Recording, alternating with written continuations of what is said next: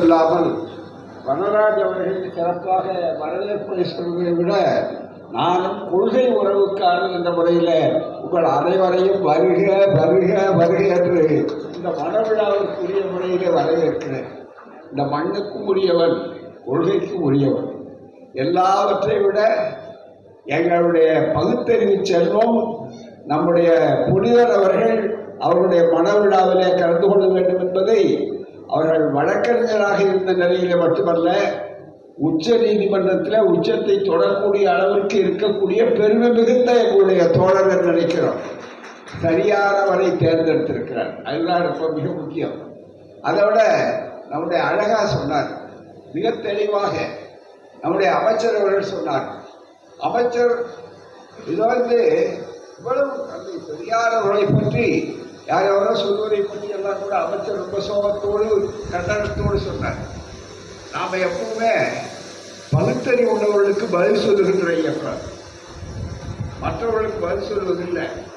அது மட்டும் இல்லை, பைத்தியம் பிடிக்காதவர்களுக்காகத்தான் பேசணும். நம்ம பைத்தியம் பிடித்தவர்களுக்கெல்லாம் அதுக்கு பதில் அல்ல. பைத்தியம் பிடித்தவர்களுக்கெல்லாம் வேண்டியது சிகிச்சையை தவிர பதில் அல்ல.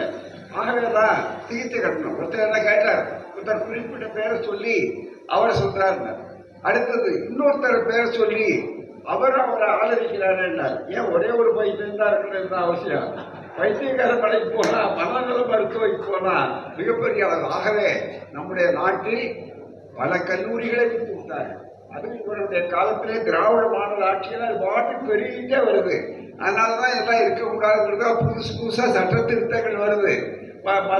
நிதி கொடுக்கறதுக்காக வந்தவர்தான் இப்ப முழுக்க முழுக்க நிதி கொடுக்கறதுக்கு வந்த எப்படி ஆட்சிக்கு வந்தார்களோ அது மாதிரி நிதி கொடுக்க வந்தவர்களோ ஆட்சிக்கு வர வேண்டும் என்று சொல்லக்கூடிய அளவிற்கு வரக்கூடிய அந்த சூழ்நிலையெல்லாம் வந்திருக்கிறது. காரணம் என்னன்னா, மிகப்பெரிய அளவுக்கு ஒரு பெரிய தத்துவம், அந்த தத்துவம் தான் இங்க மனவிழாவிற்கு வரக்கூடிய அளவுக்கு. இதுல ரொம்ப பாராட்டப்பட வேண்டியது என்னன்னா, வனராஜ் அவர்களை விட, இந்த குடும்பத்தை விட அருமையாக மணமகளாக இருக்கக்கூடிய நவீனா அவர்களுடைய பெற்றோர் ரைமண்ட் ராவ் அவர்களையும் அவர் குடும்பத்தையும் பாராட்டுகிறேன். அதுதான் ரொம்ப மிக முக்கியம். ஏன்னா இந்த கொள்கையில் அவர் இருக்கார். நம்முடைய வனராஜ் அவர்கள் ஐயா வரதுக்கு முன்னாடி நம்முடைய இந்த நன்றிக்குரியவர்னு அமைச்சருக்கு நன்றி சொல்றார். எனக்கு ரொம்ப மகிழ்ச்சியா இருக்கு. அவர் இல்லைன்னா நான் இந்த பதவிக்கு இந்த பொறுப்புக்கு வந்திருக்க மாட்டேன் என்று சொன்னார். அந்த நன்றி உணர்ச்சி தான் மனிதர்களை அடையாளம் காட்டக்கூடிய திருவள்ளுவர் கூறிய மிகப்பெரிய அளவுக்கு தந்தை பெரியார் சொன்னது. நன்றி என்பது ஐயா சொன்னார். பெரியாருடைய கருத்து எவ்வளவு உயர்ந்த கருத்து. முத்துக்கள் பன்றிகளுக்கு முன்னாலே போட்டால் தெரியாது என்பது பழைய பழமொழி. அதுதான் மிக முக்கியம், மிகப்பெரிய அளவுக்கு. ஆகவே ஒரு பெரிய அளவுக்கு சிந்தனை வரும்போது நன்றி என்பது பயனடைந்தவர்கள் காட்ட வேண்டிய பண்பே தவிர உதவி செய்தவர்கள் ஒருபோதும் எதிர்க்கக்கூடாத எதிர்பார்க்காத ஒன்று என்று சொன்னார். அவர் எத்தனையோ பேருக்கு உதவி செய்திருப்பார், கிடையாது. இன்னைக்கு ரொம்ப மகிழ்ச்சியா இருக்கு எனக்கு. அதை ரொம்ப அழகா நம்முடைய அமைச்சர் சொன்னார். இன்றைக்கு மகளிர் நிறைய சொன்னார். இவ்வளவு ஆண்கள் நிற்கிறாங்க. ஒரு காலத்துல வீட்டுல 100 வருஷத்துக்கு முன்னால பெரியார் வரலன்னா இப்படி எல்லாம் ஆண்கள் நிற்க பெண்கள் உட்கார்ந்து இருப்பாங்களான்னு கேட்டார். அது எல்லாத்த விட பெண்கள் வழக்கறிஞர்களாக வந்திருக்க முடியுமா?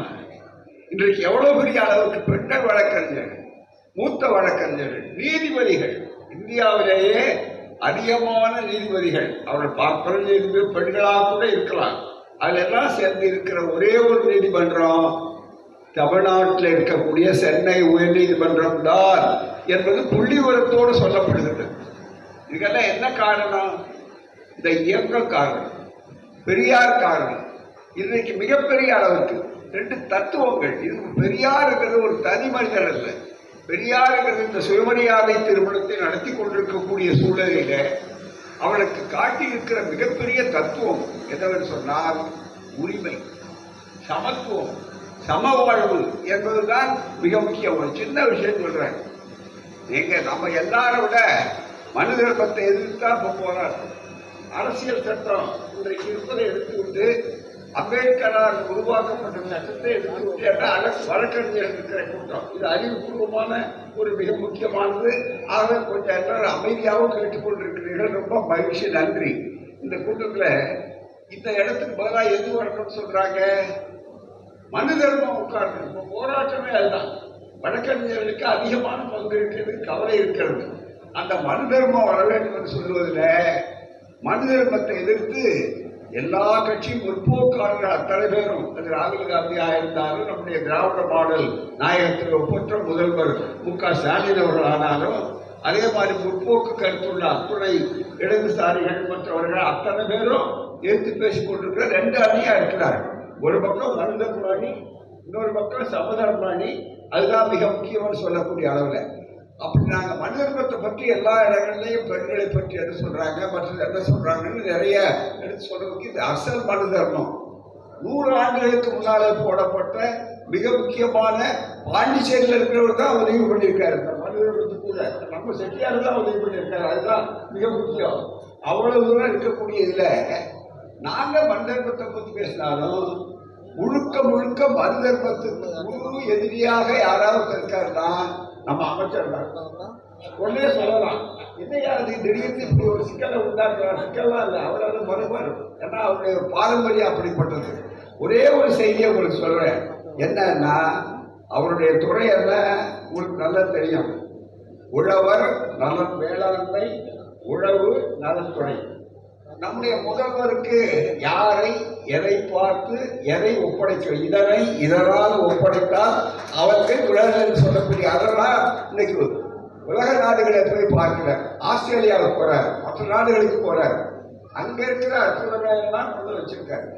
ஒரு காலத்துல சிங்கப்பூர்ல போய் வாட்டர் டான்ஸ் ரொம்ப ஆச்சரியமா பார்த்தோம். இப்போ அதெல்லாம் எங்க இருக்குன்னா அண்ணா சாலைக்கு பக்கத்திலேயே கொண்டு வந்தார். அந்த பெருமை எங்கள் அமைச்சரை சாரும், எங்கள் ஊருக்காரர் அமைச்சரை சாரும், எங்கள் முதல்வரை சாரும், திராவிட மாடல் சொல்லக்கூடிய அளவுக்கு வந்திருக்கிறாருன்னா அவருக்கு அதனாலதான் பார்த்து வேளாண்மை கொடுத்தார். அதுல அந்த துறையில ஒரு நாளுக்கு நாள் புதுமைகளை உண்டாக்குறார், புதுமைகளை உண்டாக்குறார். விவசாயிகளுக்கு திடீர்னு இயற்கை உட்பாதத்தினால நட்டம் ஏற்பட்டால் அதை கணக்கீடு செய்து முதலீடு செய்யணும்னு சொல்லக்கூடிய இருந்தா மனு தர்மத்துல யாரை ரொம்ப அதிகமா கண்டிக்கிறார்கள்? ஒன்னே ஒண்ணு, 10வது அத்தியாயம். இதுல 84வது ஸ்லோகம். ஏன்னா வழக்கறிஞர்கள் ஆதாரம் காட்டிலாம் பேசுவாங்க. உங்களுக்கு சைட்டேஷன் அதுதான் மிக முக்கியம். அது மாதிரி சைட்டேஷனுக்கு ரொம்ப மிக முக்கியம். இது ஒரு நீதிமன்றம் மாதிரி மக்கள் மன்றம் ரொம்ப மிக முக்கியமானது. ஆக வரும்போது இதுல 84வது ஸ்லோகம் மனு தர்மத்துல 10வது அத்தியாயம் பக்கம் 295. இதுல 84ல சொல்றார் அன்பு. சிலர் பயிரிடுதலை நல்ல தொழில் என்று நினைக்கிறார்கள். அந்த பிழைப்பு பெரியோர்களால் நிந்திக்கப்பட்டது. மோசமான தொழில் இருக்குன்னா பயிர் தொழில், அது பெரியோர்களால் நிந்திக்கப்பட்டது. ஏனென்றால் இரும்பை முகத்தினுடைய உடைய கலப்பையும் மண்வெட்டியும் பூமியையும் பூமியில் உண்டான பல பல ஜந்துக்களையும் வெட்டுகிறது அல்லவா. இதாக முதலாவது எதிரி யாருன்னா மனுக்கு யார் எதிரின்னா நம்ம அமைச்சர் தான். அவருடைய இதாட்டான விவசாயிகள் தான் இந்த நாட்டில் மிக முக்கியமா இருக்கக்கூடிய அளவுல இன்றைக்கு எல்லாம் இருக்காங்க. அது மட்டும் இல்ல, ரொம்ப நாளைக்கு முன்னால இந்த மனு எழுதுறதுக்கு முன்னாலே இரும்பு இருந்திருக்கு. அந்த இரும்பு தான் தமிழ்நாட்டில் சொல்லக்கூடிய கரும்பெரும் இனிய நம்முடைய முதல்வர் நேற்று ஆராய்ச்சியோடு எடுத்து சொல்லியிருக்கார். இரும்பு இங்க நிறைய வந்திருக்கு. அதனால வரலாறு இனிமே எழுதப்படணும்னா தமிழ்நாட்டிலிருந்து தான் வரலாறு எழுதப்பட வேண்டும். திராவிட வரலாறு சொல்லக்கூடிய அளவுக்கு இந்த வாய்ப்புகள் இருக்கின்றன. இது மாதிரி ஏராளமாக சொல்லலாம். அப்படிப்பட்ட ஒரு அருமையான சூழல்ல 2 பேர் இங்கே சிறப்பாக இங்கே வைத்திருக்கிறார்கள். இது ஒரு மிகப்பெரிய அளவுக்கு சமத்துவத்தை உருவாக்குவது. தாய்மார்கள் சகோதரிகள் எல்லாம் நினைச்சு பார்க்கணும். அருமையா சொன்னார் அமைச்சர் சொன்னார், நம்முடைய புழையத்தி அவர்கள் சொன்னார்கள், சந்திரசேகர் சொன்னார்கள், அதை விட அருள்மொழி அவர்கள் சொன்னார்கள். கணக்கு பெண்கள் சொன்னார், பெரியார் இந்த கணக்கு வருமா அப்படின்னு. நண்பர்களே, கணக்கிலேயே இந்த மண் தர்மத்தினுடைய விளைவு என்ன ஆயிடுச்சு என்று சொல்லும்போது நம்ம ஊர்ல ஒரு 100 வருஷத்துக்கு முன்னால பெண்களை பார்த்து சொல்லுவாங்க. கணக்கு பார்க்கணும்னா நம்ம தாய்ப்பாளர் பாட்டியை பற்றி சொன்னாங்க, அருள்மொழி போறாம. அப்படி கணக்கு பார்க்கணும்னா எவ்வளவு ரூபாய், எவ்வளவு கட்டுறது, எவ்வளவு எடுத்து வைக்கிறது அப்படின்னா கூறு கட்டுவாங்க. உங்களுக்கு தெரியும், வந்திருக்கிறவர்களுக்கு இளைஞர்களுக்கு ஒருவேளை தெரியாது, ஏன்னா அடுத்த தலைமுறைக்கு தான் தெரியும். வயதானவர்களுக்கு கூறு கட்டுவாங்க, கிராமத்துலேயே உண்டு கூறு கட்டுவாங்க. உடனே கோபம் வந்தா ஆள் எண்ணி பார்த்தாங்க. பால் கணக்கு செவத்துல பூரா கோடு கோடா இருக்கும். பால் கணக்கு எருவா முட்டை அது ஒண்ணு போட்டு தட்டி தட்டி வச்சிருப்பாங்க. எத்தனை என்ன உடனே கணவருக்கு கோபம் வரும். கோபத்தோட என்ன சொல்லுங்க, என்ன என்னடா பாக்குற சீக்கிர கணக்கு சொல்ல முடியலையா? பையனை கேட்பார், என்ன பொம்பளை கணக்கு போடுற? பொம்பளை கணக்குலயே பொம்பளை கணக்கு கண்டுபிடிச்சவன் நம்மால் தான் உலகத்துல. வேற என்ன மண் தரணும்? மிக முக்கியமா பெண்களை மிகப்பெரிய அளவுக்கு எதை கொடுத்தாலும் அறிவை கொடுக்கலாம். சூத்திரர்களுக்கு கீழே வந்தார். இன்றைக்கு இது பெருமை அடைகிறோம். உடனே நண்பர்களே, இந்த பெருமை இவ்வளவு வழக்கறிஞர்கள் சொன்னார்கள், அருள்மொழி சொன்னார்கள், நம்முடைய நண்பர்கள் சொன்னார்கள். உங்களுக்கு சொல்லுகிற வேற பழைய காலத்துக்கு போக வேண்டாம். இந்த அரண்யம் நிறைய பேர் இருக்கிறார்கள்.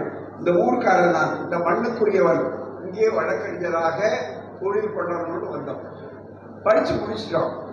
ஐயாட்ட போய் பணம் சொல்லிட்டோம், பெரியார்ட்ட சொல்லிட்டு நான் சென்னை அண்ணாமலை பல்கலைக்கழகத்திலேயே எனக்கு பொருளாதாரத்தில் அந்த பொருளாதாரத்துறையில எனக்கு நல்ல பணி கொடுத்தாங்க. விரிவுரையாளர் பணியெல்லாம் இருந்து வந்து நான் முதல் ஆண்டு எனக்கு சொல்லிக் கொடுத்த ஆசிரியர்களோட நான் பக்கத்தில் உட்கார்ந்தேன். அடுத்த ஆண்டு நானே அந்த ஆசிரியர் குழுவோட உட்காரக்கூடிய அளவுக்கு வாய்ப்பு வந்து அன்றாடம் சட்டம் படிக்கணும்னு போனோம். சட்டத்தை படிச்சு முடிச்சோம். முடிச்ச உடனே இங்க வரணும். வந்தா பயிற்சிக்கு எங்க போறோம்? அப்பெல்லாம் அப்ரண்டிஸ் உண்டு, இப்போ இருக்காது தெரியல. அவன் அதாவது பயிற்சி ஒருவேளை பண்ணணும் கூடாம கடலூருக்கு வந்தோம். கடலூருக்கு வந்தா நண்பர்களே நிதானம். வேற வெளியூர் உதாரணம், பழைய உதாரணம், புத்தகங்கள் உதாரணம் எல்லாம் சொல்ல வேண்டிய அவசியம் இல்லை. எங்க பிள்ளைகள் எனக்கு பெருமையா இருக்கு. இன்னைக்கு அவர் வனராஜ் அவர்கள் அங்கே சிறப்பு வழக்கறிஞர், அவருடைய பிள்ளை உச்ச நீதிமன்றத்திலே வழக்கறிஞர், அவருடைய மருமகள் உயர் நீதிமன்றத்திலே வழக்கறிஞர். இதெல்லாம் பெரியார் இல்லைன்னா, இந்த இயக்கம் இல்லைன்னா, திராவிடர் இயக்கம் இல்லைன்னா நினைச்சு பார்க்க முடியாது. மிக முக்கியமா நாங்க இங்க வந்தோம். எங்க போறது, யார்கிட்ட போறது? சுலபமா எங்களை பார்த்தவருடைய அடையாளம் தெரியும். கூறாம நான் யார்கிட்ட போய் எந்த அலுவலகத்துக்கு எந்த யாரோட ஜூனியர் என்று சொல்லக்கூடிய இளையர்கள் என்று பயிற்சி எடுக்கிறதுக்கு பார்க்கறதுக்கு இடம்ல. ஒரே ஒரு அலுவலகம் தான் அப்ப இருந்தது. எப்ப 50 ஆண்டுகளுக்கு முன்னால 60 ஆண்டுகளுக்கு ஒரே ஒரு அலுவலகம் தான் புதுப்பாளையம் இந்த தெருவில் இருந்தது. பார்த்த சாரதி நாயுடு. நாயுடுங்கிறத நான் உங்களுக்கு புரியறதுக்காக சொல்றேன். பார்த்த சாரதி நாயுடு அவர் தான் பப்ளிக் ப்ராசிக்யூட்டரா பின்னால வந்தார். நான் ஜாயின் பண்ணவே பப்ளிக் ப்ராசிக்யூட்டர் ஆஃபீஸ் தான். மிக முக்கியமா 1.5 வருஷம் 2 வருஷம் இங்க இருந்தா. அவர் வந்த உடனே அவருக்கு முதல் புதியது யாருன்னா அன்றைய ரே தண்டபாணி என்று அழைக்கப்பட்ட இரே இளமொழி, நம்ம இவங்க அப்பா. அதுதான் மிக முக்கியம். ஆகவே மிகப்பெரிய அளவுக்கு ஒரே ஒருவர் அதுதான் எங்க ஆபீஸ் கொடுறா. பார்த்தா சமூக நீதி. நான் வந்து சில நண்பர்களுக்கு இருக்கலாம், அவருக்கு நிறைய நண்பர்கள் இருக்காங்க. இப்போ அவங்க பார்க்கிற நண்பர்கள் கூட இங்கே வந்திருக்காங்க. அவங்க மேல எனக்கு ஒன்றும் தனியாக வருத்தமோ கோபமோ கிடையாது. அவங்களை சுட்டி காட்டுறது பிரிவினைக்காக அல்ல, சமூக நீதி எப்படி இருந்ததுன்னு தெரியறதுக்காக சொல்றோம். அவ்வளவுதான். முன்னால எப்படி இருந்தது, பாலம் போடுறதுக்கு முன்னால எப்படி நடந்திருப்பாங்க. மிக முக்கியமா பழைய பாலம், இப்போ புதிய கடில பாலம், இந்த ரெண்டையும் நம்ம ஒப்பிட்டு பார்த்தாதான் பழைய பாலம் எவ்வளவு மோசம், புதிய பாலம் எவ்வளவு சிறப்பு என்று சொல்லக்கூடிய அளவுக்கு இருக்கும். ஆகவே அந்த வாய்ப்புகள் இருக்கிறது பாருங்க. அப்ப வந்தா ஒரே ஒரு அலுவலகத்துல தான் 12 பேர் 14 பேர் கடை நாங்க எல்லாரும் வந்தோம். கூறாம எங்களை பிரிச்சு கொடுப்பார் மிகப்பெரிய அளவுக்கு. அந்த அளவுக்கு மீதி எல்லாம் யாரும் பார்க்க முடியாது. ஏனென்றால் நாங்க எல்லாருமே மிகப்பெரிய அளவுக்கு ஒடுக்கப்பட்ட சமுதாயத்தை சார்ந்தவர். உயர்ஜாதிக்காரர்கள் கிடையாது. ஒரு காலத்துல அந்த தெரு பூரா அப்படித்தான் இருந்தது. கூறாம இந்த ஒரே ஒரு போர்டு மட்டும் தான் பார்சாரதி. அவரோட நாயுடு போட மாட்டார், பார்சாரதின்னு போடுவார். அந்த அலுவலகத்தில் தான் இருக்கும் மிக முக்கியமா. அதனால எனக்கு வந்து வனராஜ் அவர்கள் திருமணத்துக்கு வரலன்னு அவர் வருத்தப்பட்டார். பரவாயில்ல, இன்னைக்கு அவர் மகன் திருமணத்தை நடத்தி வைக்கிறேன்னா எங்க பிள்ளைகள் திருமணத்தை நடத்தி வைக்கிறோங்கிற உரிமையோடு உணர்வோடு இங்கே நடத்தி வைக்கக்கூடிய அளவுக்கு வந்திருக்கிறோம். மிகப்பெரிய அளவிற்கு அந்த அந்த நான் முதல்ல ஜாயின் பண்ணது பப்ளிக் ப்ராசிக்யூட்டர் ஆஃபீஸ் தான் மிக முக்கியமாக. ஆக இப்படி எல்லாரும் நாங்கள் கலகலப்பா இருப்போம். மிக முக்கியமா இன்றைக்கு நினைச்சு பார்க்கக்கூடிய உச்ச நீதிமன்றம் அப்படின்னு சொன்னா நம்ம பிள்ளைகள் வந்தாங்க. எல்லாவற்றை விட பழம், அதாவது காய்த்தது கனிந்தது என்பதை விட அது பழத்திலிருந்து விழுந்து பழம் பாலில் விழுந்தது, பால் நடுவி வாயில விழுந்ததுன்னு சொல்லக்கூடிய அளவிற்கு எங்கள் புனிதன் அவர்கள் குற்றாலத்தில் பயிற்சி முகாமுக்கு வந்த ஒரு கொள்கையை தெரிந்து கொள்ளக்கூடிய சிறந்த பகுத்தறிவார். அதுக்கு என்ன அடையாளம்னா ஒரு பெரிய வாய்ப்பு. வழக்கறிஞர் நண்பர்கள்லாம் இங்கே இருக்கீங்க, ரொம்ப நன்றி, வரவேற்பு. நான் சொல்றதுக்கு என்ன காரணம்னா, காலையில இந்த திருமணத்தை வச்சிருந்தா இவ்வளவு நேரம் உட்கார்ந்துருக்க மாட்டீங்க. முதல்ல இதுவே பெரிய புரட்சி. மாலையில நடக்கிறோம்.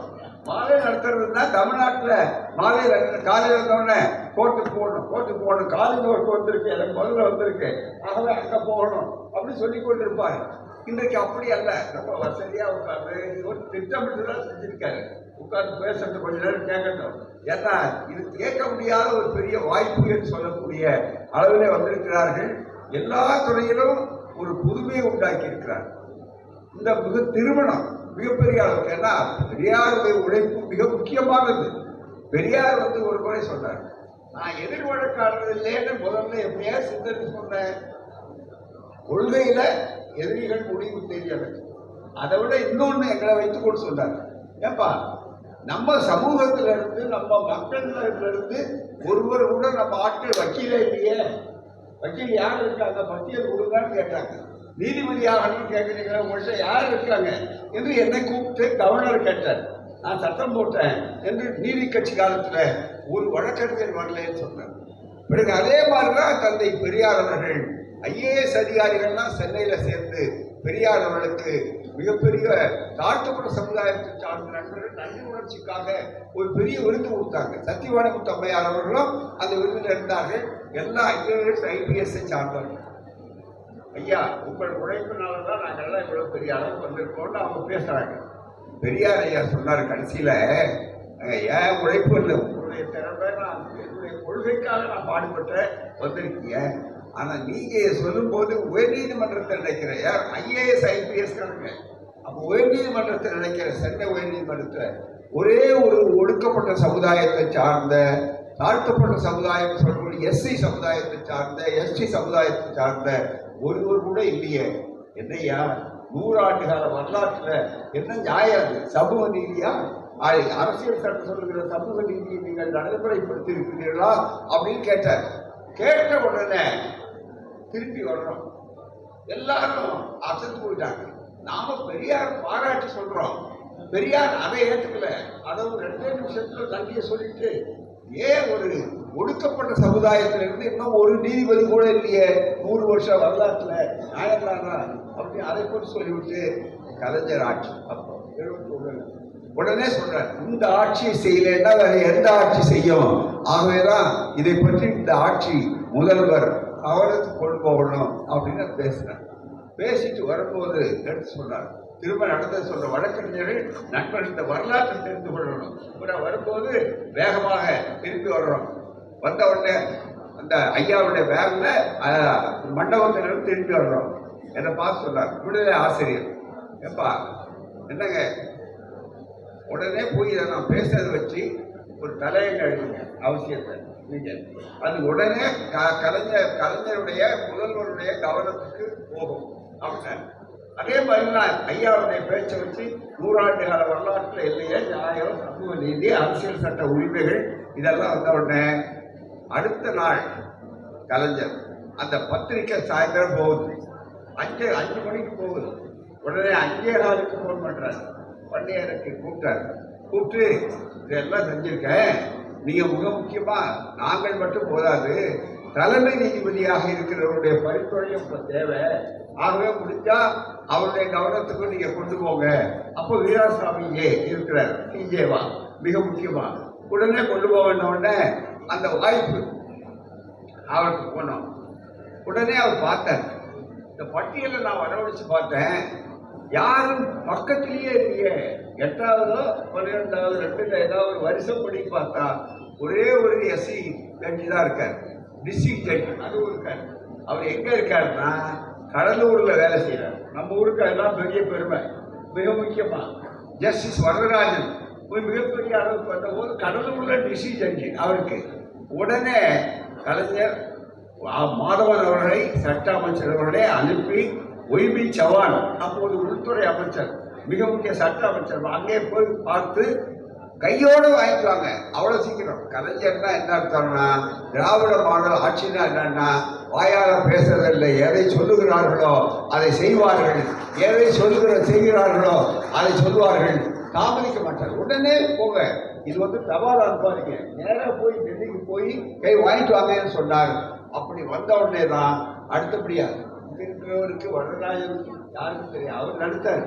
நம்ம 8வது 10வதுல இருந்து ரிட்டையராக போறோம் டிஸ்ட்ரிக்ட் ஜட்ஜா என்று சொன்னார்கள். இதே டிஸ்ட்ரிக்ட் ஜட்ஜ் அரங்கத்திலிருந்து கடலூருக்கும் பெருமை உண்டு. இங்கிருந்து தான் அவசர அவசரமா போறார். போனவர் கூட அவர் ரொம்ப நேர்மையானவர், யாரும் தனிப்பட்ட முறையில் கார் இல்லாத ஒரு டிஸ்ட்ரிக்ட் ஜட்ஜி. அதனால வேற வண்டியை எடுத்து குதிரை வண்டியிலையோ மற்ற ரயிலுக்கு போய் அதுக்கப்புறம் போய் பதவி ஏற்க போனார். இந்த ஊர் கடலூருக்கு அந்த பெருமை உண்டு மிக முக்கியமா. பிறகு அவர்தான் உயர் நீதிமன்றத்திலிருந்து உச்ச நீதிமன்றத்துக்கு போனார். முதல் நீதிபதி இந்தியாவிலேயே தாழ்த்தப்பட்டு ஒடுக்கப்பட்ட எஸ்சி நீதிபதி என்று சொன்னால் அது ஜஸ்டிஸ் வரதராஜன். அது திமுக ஆட்சியில், திராவிட மாடல் ஆட்சியில், அது பெரியாருடைய பரிந்துரையில கலைஞராலே செய்யப்பட்டது. இது ஒன்று போதும். என்ன செய்தார்கள்? எனக்கு அவருக்கு யாருன்னே தெரியாது. தன்னுடைய பெயரை யார் சொன்னாங்க என்னன்னு தெரியாது. வரதராஜன் யாருக்கு இவருக்கு தெரியாது, யாருக்கும் தெரியாது, கலைஞருக்கு தெரியாது, யாரும் தனிப்பட்ட முறையில கிடையாது. சமூக நீதி வந்தது. பெரியார் என்ன செய்யறான்னு கேட்கிறவருக்கு இதை விட வேற என்ன செய்யும்? மிகப்பெரிய அளவுக்கு இப்படி எல்லா துறைகளும் உண்டு. இன்னைக்கு சொன்னார்களே நம்முடைய பேராயர் அவர்கள், நம்முடைய ஐயா மறைத்துறையில இருக்கக்கூடியவர்கள் அழகா சொன்னார். பெரியார் இல்லைன்னா நான் இந்த இடத்துக்கு வந்திருக்க முடியுமான்னு கேட்டார். ஒரு முக்கியமா எப்படிப்பட்ட மாற்றங்கள் தெரியணும்னா சமூக மாற்றம். அன்னை நாகம்மையார் இறந்துடுறாங்க. உங்களுக்கு வரலாற்றை பார்த்தா தெரியும். அடக்கம் பண்ணிட்டு அடுத்த நாளே தந்தை பெரியார் அவர்கள் ஓய்வெடுக்கல, துக்கப்படல. அடுத்த நாள் ஒரு திருமணத்தை நடத்துறதுக்காக திருச்சிக்கு வந்துடுறாரு. அந்த திருமணம் திருச்சி பாலக்கரை என்ற பகுதியில நடக்குது. உடனே அங்க என்ன நடக்குது தெரியுங்களா? திருமணத்தை சுயமரியாதை திருமணத்தை நடத்த பெரியார் போறாரு. அங்க போலீஸ் வர்றாங்க. போலீஸ் பெரியாருக்கு வாரண்ட் காட்டுறாங்க. என்னன்னா நீங்க அந்த பொண்ணு கிறிஸ்துவ பொண்ணு, ஆக இந்த பெண்ணை நீங்க உங்க தலைமையில திருமணம் நடத்துறாங்க, சுயமரியாதை திருமணம் என்று இருக்கிறதுனால அவர்கள் பிஷப் எதிர்ப்பு காட்டியிருக்காரு. அதனால இந்த திருமணம் நடத்த முடியாது என்று சொல்கிறார். பெரியார் நான் கைதானாலும் பரவாயில்ல, இந்த திருமணத்தை நடத்துவேன்னு சொல்லுவார். பிறகு அது சாதாரணமா முடிந்து விட்டது, சமாதானமாக. இது 1933 மே 12ஆம் தேதி. மிக முக்கியமா தேதியோடு சொல்றேன். மிக முக்கியமா இன்னைக்கு பேராயரே இந்த மணமக்களை பார்த்து இங்கேயே பேசக்கூடிய அளவுக்கு அவையை நடத்தக்கூடிய அளவு செய்திருக்கிறார்னா இதுதான் பெரியாருடைய வெற்றிகளுக்கு மிக முக்கியம். பல இடங்களுக்கு ஆகவே இதுதான் அதிகாரபூர்வமான செய்திகள். ஒரு பக்கம் பெண்கள், இன்னொரு பக்கம் மகளிர், இது அத்தனையும் நடக்கக்கூடிய அளவிற்கு இந்த வாய்ப்புகள். எனவே நான் எல்லாவற்றிலும் புதுமை, நவீனா என்று சொன்னார்கள். புதுமை வேற ஒன்றும் இல்லை, புரட்சி. வெறும் புதுமைக்காக புதுமை அல்ல, புரட்சிக்காக புதுமை. அது முயற்சிக்காக அல்ல, மக்கள் சிந்திக்க வைக்க எழுப்ப. இங்க கூட பாருங்க, எல்லாருக்கும் தேங்காய் மணி கொடுப்பாங்க, எல்லாருக்கும் மொத்தம் கொடுப்பாங்க. வரதராஜ் அதே மாதிரி இந்த திருமணத்துல சுயமரியாதை திருமணங்கள் 2 பேரும் பார்த்தீங்கன்னா புத்தகத்தை எல்லாருக்கும் கொடுத்துருக்காங்க.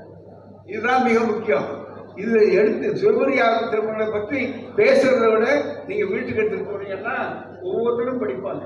இதுதான் தாம்பூலம், இதுதான் மிக முக்கியமானது. அப்படி சொல்லும் போது ஒவ்வொன்றிலையும் புதுமையை பூர்த்தி இருக்கிறார்கள் என்பதற்கு அடையாளம் நான் பார்த்தேன். கொடுத்த உடனே அமைச்சர் வரதுக்கு முன்னாடி கொஞ்சம் தாமதப்படுத்துறோம். அப்ப எனக்கு முதல் புத்தகத்தை கொடுத்த உடனே நாங்க எல்லாரும் சின்ன புத்தகத்தை உடனே படிக்கணும். சின்ன குழந்தைகிட்ட பொம்மையை கொடுத்தீங்கன்னா அதை பிச்சு பார்த்து உடனே அது வரைக்கும் பொறுமை இருக்காது எங்களுக்கு. அது மாதிரி வந்த உடனே இதை பார்த்தோம். இதெல்லாம் வரதராஜ், சித்ரா, வழக்கறிஞர், ஆசிரியர் எல்லாத்தையும் போட்டுட்டு இங்க சொல்ற மிக முக்கியமா என்னன்னா சீர்திருத்த திருமணம் என்ன வேணும்னு சொல்லிவிட்டு இங்க நான் போட்டேன். இது என்ன போட்டிருக்காரு மேல நூல் சுயமரியாதை திருமணங்கள். ஆசிரியர் முத்தமிழறிஞர் கலைஞர் மு. கருணாநிதி. பதிப்பு 24/1 புனிதன் நவீனா. மணவிழா வெளியீடு. நூல் பதிப்பு வனராய். இது முகவரி கலைஞர் கருணாநிதி நகர், வண்ணாரப்பாளையம், கடலூர். இதெல்லாம் கொடுத்துட்டார். அடுத்த வரைக்கும் தான் நான் இவ்வளவு படித்தேன். வேற ஒன்றும் நல்ல கவனிங்க. விலை அப்படின்னா இதை விலைன்னு போட்டிருக்காரு. என்னன்னு பார்த்த உடனே மணமக்களுக்கு உங்கள் வாழ்த்து. விலை என்ன? விலை என்னன்னா மணமக்களுக்கு உங்கள் வாழ்த்து. ரொம்ப அழகாக போட்டார். இப்போ நீங்க நாங்கள் கேலண்டர் போட்டுட்டோம். பெரியார் கேலண்டர் நாட்காட்சி. அதை பிரிக்கிறது. அதில் பார்த்தீங்கன்னா நல்ல நேரம் போட்டுருக்கோம். ரொம்ப பேருக்கு ஆச்சரியம். எனக்கு ஒருத்தர் பார்த்தவர் கேட்டார், என்னங்க மற்றவங்க தான் கெட்டு போயிட்டாங்கன்னா நீங்க கூட பெரியார் நாட்காட்சி போட்டு நல்ல நேரம் போடலாமா அப்படின்னாரு. நல்ல படிங்க. நல்ல நேரம் 24 மணி நேரம். அதெல்லாம் மிக முக்கியம். 24 மணி எந்த நேரம்? தூங்குற நேரம் நல்ல நேரமா? நிச்சயம் தூங்கும். ஏன்னா 8 மணி நேரம் தூங்க வேண்டாம். நல்லா நல்லா இருக்கு. டாக்டர் முதல்ல சொல்றதே தூங்குற நேரமும் மிக முக்கியம். முதல்ல டாக்டர் நம்ம விசாரிக்கும் போது என்ன கேட்பாரு? தூக்கம் சரியா இருக்கா? முதல் கேள்வி என்னன்னா மருத்துவர் கேட்கிற கேள்வி அதுதான். ஆகவே நண்பர்களே, மிக முக்கியமாக ஒவ்வொரு துறையிலும் நீங்க வந்திருக்கு. நல்ல அளவுக்கு கலைஞர் பேசுற பேச்சு, கலைஞருடைய அற்புதமான கருத்துக்கள், இதை எல்லாரும் நீங்க விட்டு கொண்டு போகணும். கலைஞர் இந்த சுயமரியாதை தீர்மானங்களை ஒப்புக்கொள்ளாத கூட எவ்வளவு அழகா எடுத்து பல தந்தை பெரியாருடைய கருத்து அது கொண்ட சொன்னார். கலைஞர் கடைசியா முடிக்கும் போது ஒரு கருத்தை சொல்றார். சுயமரியாதை இயக்கம் இது 100 ஆண்டு. இந்த ஆண்டு இந்த 100 ஆண்டு வெற்றி பெறுகிற சுயமரியாதை இயக்க மருந்து கொஞ்சம் கசப்பான மருந்து. ரொம்ப அழகா அதை ஐயா சொன்னதை எடுத்து பயன்படுத்துகிறார். சுயமரியாதை இயக்க மருந்து கொஞ்சம் கசப்பான மருந்து. அந்த கசப்பான மருந்தை இலையில் வைத்து தேனையும் குழைத்து மக்களுக்கு தந்த அந்த பெரும்பணியை பேரறிஞர் அண்ணா அவர்கள் ஏற்றுக்கொண்டார்கள்.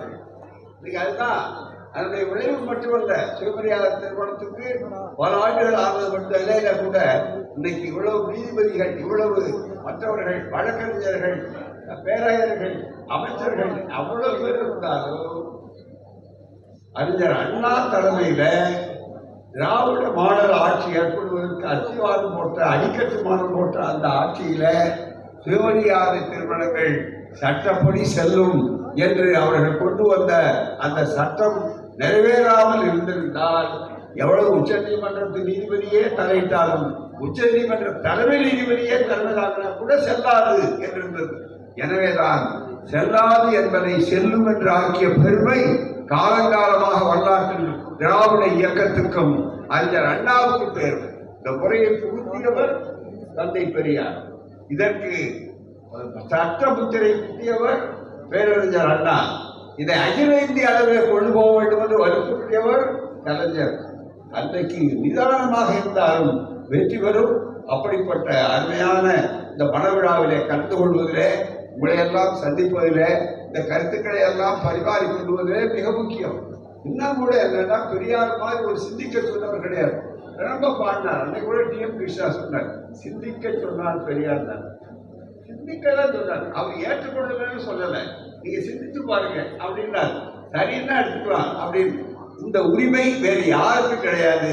இதுலதான் ஆகவேதான் நண்பர்களே, இந்த மணமுறையிலே செய்யக்கூடிய இந்த மணமக்கள் இதில் காதல் வளர்ந்திருக்கிறது, கவனம் திறந்திருக்கிறது, தொழில் வளர்ந்திருக்கிறது, எல்லா வகையிலும் எடுத்துக்காட்டாக இருக்கக்கூடிய மணமக்கள் சிறப்பாக இருக்கிறது. எவ்வளவு மகிழ்ச்சியா இருக்காங்க பாருங்க 2 பேரும். மிக முக்கியமா அதனாலதான் கேட்டேன், முதல்ல புரிதல் பேசலாமா அப்படின்னு கேட்டேன். ஏன்னா அவங்க பேசிட்டு கூடாது, நான் பேசுறது கேட்கணும், நீங்களும் கேட்கணுங்கிறதுக்காக தான். காரணம் என்னன்னா, இங்க வந்து புகை போடல. புகை போட்டுருந்தா அவங்க கண்ணை கசக்கிட்டு இருப்பாங்க, அவரு கண்ணை கசக்கிட்டு இருப்பாரு. என்ன அழுதுகிட்டு இருக்காங்களே நாங்க ஒரு அம்மா கேட்டுக்கிட்டு இருக்கோம். ஏதோ இருக்கும் போது இருக்க அப்படின்னு இன்னொரு அம்மா சொல்லிக்கிட்டு இருக்கோம். இதுக்கெல்லாம் வாய்ப்பே இல்லாம மகிழ்ச்சிகரமாக இருக்கிறார்கள் என்றால், நீங்கள் எல்லாம் இவ்வளவு அமைதியா கருத்தை கழிக்கிறீர்கள் என்றால் கிடையாது. இதையோ பஞ்சநகர் மைதானம் நமக்கு எத்தனை ஏத்தாப்புல இருக்கு. இந்த மைதானத்தில் பெரியார் பேசுகிறார். 1928 சுயமரியாதை திருமணம் கடலூர் போட்டியில் நடக்குது. அங்கே பெருமாள் நாயுடு அவர் சிங்கப்பூருக்காரர். அங்கிருந்து வந்து கலந்து இருந்தார் பெருமாள் என்று அவர் பெருமாள் தான் வருவார். இங்க கூறி இருக்கிறவங்க எல்லாம் சிங்கப்பூர் நாயுடு சொல்லுவார்கள். அவரு திருமணம் நடந்தது. அதுக்கு வந்து மாலையில இங்க பேசுறாரு. ஐயா மீது என்ன விழுந்ததுன்னு சொன்னா மேல பொத்து கல்லு ஒரு பக்கத்துல விழுது. குடியரசுல அப்படியே எழுதியிருக்காங்க. பச்சை அட்டை குடியரசுல பதிவாயிருப்ப சொல்றேன். ஒரு குட்டையை மேல தூக்கி அடிக்கிறான். அந்த விழுது அதுல இருந்து அசிங்கம் மலம் அதை தூக்கி மேல எல்லாம் செதறுது. ஐயா அதை பத்தி கவலைப்படல. அதை பத்தி உடனே அவர் பேச்ச நிறுத்தல. உடனே தூக்கி கால்வையை மேல போட்டுக்கிட்டு முழு கால்வையை மறைச்சிக்கிட்டு அதுக்கப்புறம் 3 மணி நேரம் இந்த மஞ்சள் நகர் மைதானத்திலே பேசினார் என்பது குடியரசுல இருக்கக்கூடிய செய்தி. இன்றைக்கு அதே தத்துவங்கள் இன்னைக்கு வெளிநாட்டிலே இருந்து ஏற்பட்டது. வெளியார் உலகமேவாகிறார். ஆஸ்திரேலியாவிலே இப்போது தீர்மானம் ஆஸ்திரேலியாவில் நிறைவேற்றி இருக்கிறார்கள். என்ன தெரியுமா?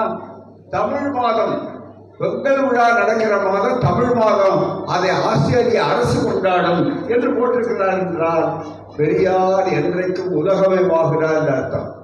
யாரோ சிலர் அங்கே சட்டையை வச்சுட்டு நிற்கிறான்னா அவரை பற்றி கவலைப்பட வேண்டிய அவசியமே இல்லை. பெரியார் உலகமயமாகும். பெரியார் ஒருபோதும் தோற்க மாட்டார் என்பதற்கு அடையாளம் தான் இந்த மனவிழா. இவ்வளவு சிறப்பாக நடக்கக்கூடிய ஏற்பாடு. காரணம் என்னன்னு சொன்னால் விஞ்ஞானம் ஒருபோதும் தோற்க. மிக முக்கியமா இந்த பாருங்களேன், வீடியோ இவ்வளவு பேர் எடுக்கிறாங்க. மிக முக்கியமா ஒரு காலத்துல என்ன சொல்லுவாங்க, அக்னி சாட்சியாக, பாபா சாட்சியாக, 33 கோடி தேவர்கள் சாட்சியாக, திம்பர்கள் சாட்சியாக, என்ன 30,000 தேவர்கள் சாட்சியாக சொல்லுவாங்க. ஆனா கோர்ட்டுன்னு வந்துருச்சுனாக்கா வழக்கறிஞர்கள் அந்த வழக்கு நடத்துறவங்க இருக்கீங்க.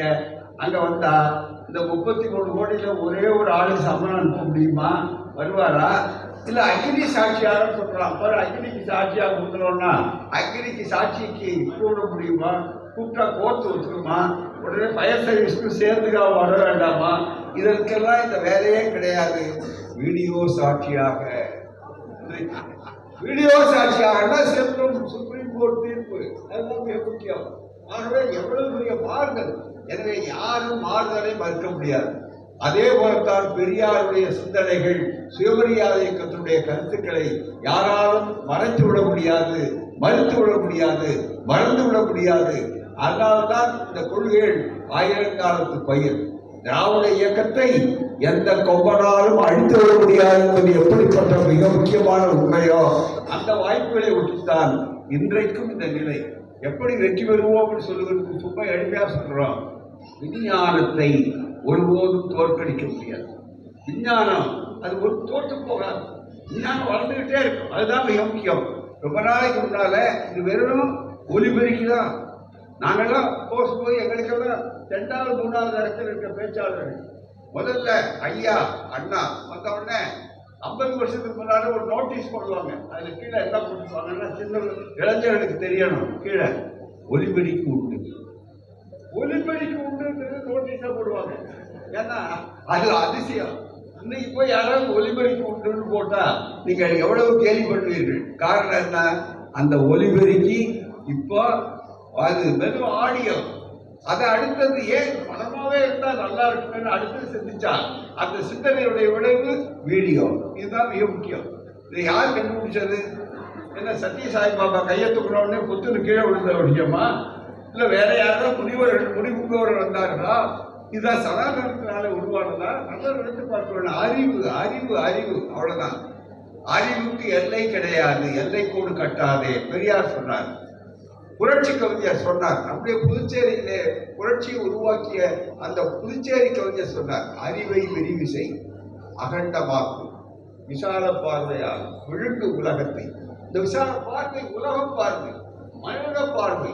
எனவே ஜாதி இல்லை, மதம் இல்லை, எல்லாம் தாண்டி. ஆனால் அதே நேரத்தில் நாங்கள் அது இல்லைன்னு சொன்னாலும் மதவாதிகளை கண்டு நாங்கள் அவர்களை அச்சப்படுத்துவதில்லை.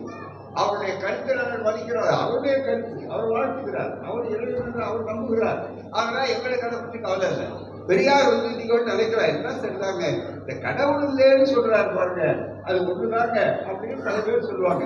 ஐயாட்ட ஒரு கேள்வி கேட்டது உங்களுக்கு நினைவுற்றார். ஒரு புதுசா இயக்கத்தை சேர்த்த ஒரு கேள்வி கேட்டார். போய் என்னங்க கடவுள் இல்லைன்னு சொல்றோம்? ஆமாம் சொல்றோம். சரி வந்துட்டாருன்னா என்னங்க பண்றது? அவருக்கு சந்தேகம், புதுசா வந்தவர் திடீர்னு வந்துட்டாருன்னா என்ன பண்றது? வந்துட்டாருன்னா என்ன செய்யுதுன்னு கேட்டா எங்களை மாதிரி ஆளுங்க என்ன சொல்றையோ இல்லாத ஆள் எப்படி வருவார், என்னையா கேள்வி கேட்குறீங்கன்னு கோவப்படும். பெரியார்கிட்ட போய் அதை சொல்லலை. பெரியார் ஒரே வார்த்தை சொன்னார், வந்துட்டாருன்னா இருக்குன்னு சொல்லிட்டு போவோம், நமக்கு என்ன நஷ்டம், வந்தாருன்னா இருக்குன்னு சொல்லுவோம், வரலையா இருந்தாலும் ரொம்ப கவலையா இருக்கு சொன்னார். ஆகவேதான் அறிவு, ஆற்றல், ஆளுமை, திறமை, பொதுமை, சமத்துவம் இந்த அத்தனை அடைந்ததுதான் ஆண் பெண் பேதமோ, உயர் ஜாதி கீழ் ஜாதி என்ற பேதமோ, வசதி படைத்தவன் வசதி குறைந்தவன் என்ற பேதமோ இல்லாமல் அனைவருக்கும் அனைத்தும் என்பதுதான் திராவிட மாடல். அனைவருக்கும் அனைத்தும், எல்லாருக்கும் எல்லாமும் இருப்பதை இடம் நோக்கி நடக்கட்டும் என்பதுதான் இந்த தத்துவம். அந்த தத்துவத்திலே பூத்த மலர்கள் தான், காய்த்த கனிகள் தான் எங்களுடைய அறுவை செல்வங்கள். இவர்கள் எல்லா வகையிலும் பெற்று உறுதிமொழி கூறி வாழ்க்கை ஒப்பந்த நிகழ்ச்சியினை இப்போது அனைவர் சார்பாக நடத்தி கொள்கிறார்கள். நீண்ட நேரம் அமைதியாக இருந்து கேட்ட அனைவருக்கும் என்னுடைய கனிந்த நன்றி. அமைச்சர் அவர்களுக்கும் நன்றி. எங்க அமைச்சர் எப்போது சொல்லியிருக்கேன், வேளாண்மை துறை அமைச்சர் தான் மண்ணில் எதிரான அமைச்சர் என்று அர்த்தம் அப்படிங்கிற அளவு இன்றைக்கு சொல்லியிருக்கிறோம், ஆதாரத்தை சொல்லியிருக்கிறோம். ஆக உறுதிமொழி கூறி அனைவர் சார்பாக இந்த நிகழ்ச்சியை நடத்தி கொள்வோம்.